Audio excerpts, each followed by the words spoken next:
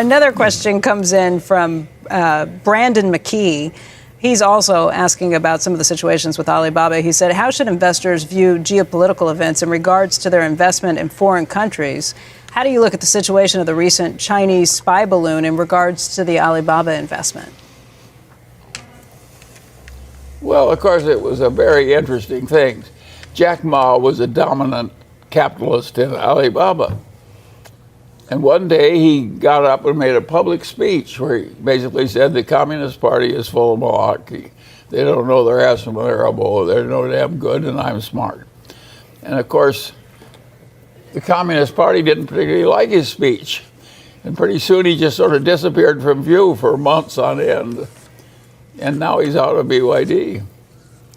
It was pretty stupid. It's like poking a bear in the nose with a sharp stick.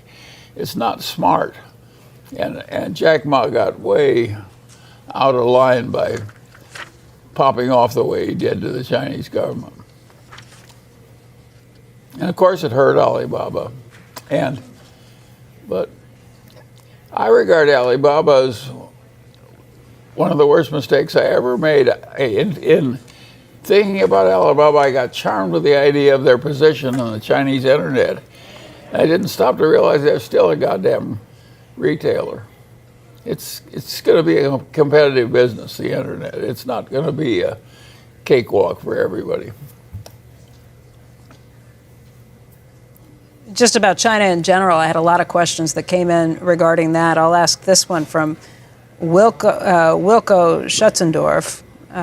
It's coming in from Walnut Creek, California, who just said, previously you stated that despite certain shortcomings, China was generally moving in the right direction. However, with the recent actions taken by the Chinese government, such as capriciously punishing technology and educational companies, declining to import effective COVID vaccines, escalating threats towards Taiwan, do you still maintain that China is a viable investment option for foreign capital, or is China experiencing a similar regression as Russia has seen under Putin's leadership that culminates in the invasion of Taiwan?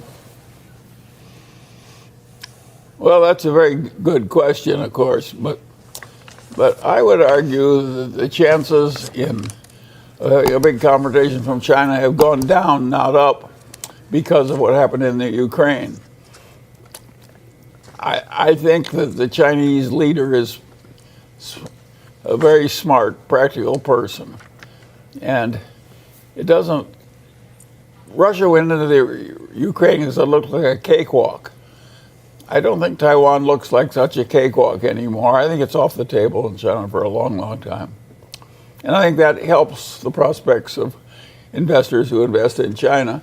And the other thing that helps in terms of the China prospects are that you can buy better, stronger companies at a cheaper valuation in China than you can in the United States. So you're getting, the extra risk can be worth running given the extra value you get. That's why we're in China. It isn't like we prefer being in some foreign country.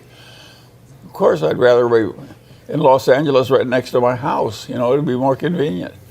But I can't find that many investments, right next to my house. Just to follow up on that, Alex writes in, Alex Formansky, I'm sorry, it's very small print, writes in, how have political events in China over the last few months affected your thinking on the country? Several people, including me, were taken aback by the forceful withdrawal of former President Hu Jintao at the October 22 annual Congress. President Xi seems to have consolidated power, and his actions have indicated that he thinks very differently about the role of business in Chinese society. Well, I have more optimism about the leader of the Chinese party than most people do. He's done a lot right, too. And he led a big anti-corruption drive. He's done a lot of things right. So, and I don't know where this man lives. Where is there a place where the government is perfect in the world of sin and sorrow? The democracies aren't that brilliantly run either. So it's natural to have some decisions made by government that don't work well. It's natural to have decisions in each individual life that don't work very well. We live in a world of sin, sorrow, and misdecision. That's what human beings get to cope with in their days of life. So I don't expect the world to be free of folly and mistakes and so forth. And I just hope I'm invested with people who have more good judgment than bad judgment. I don't know anybody who's right all the time.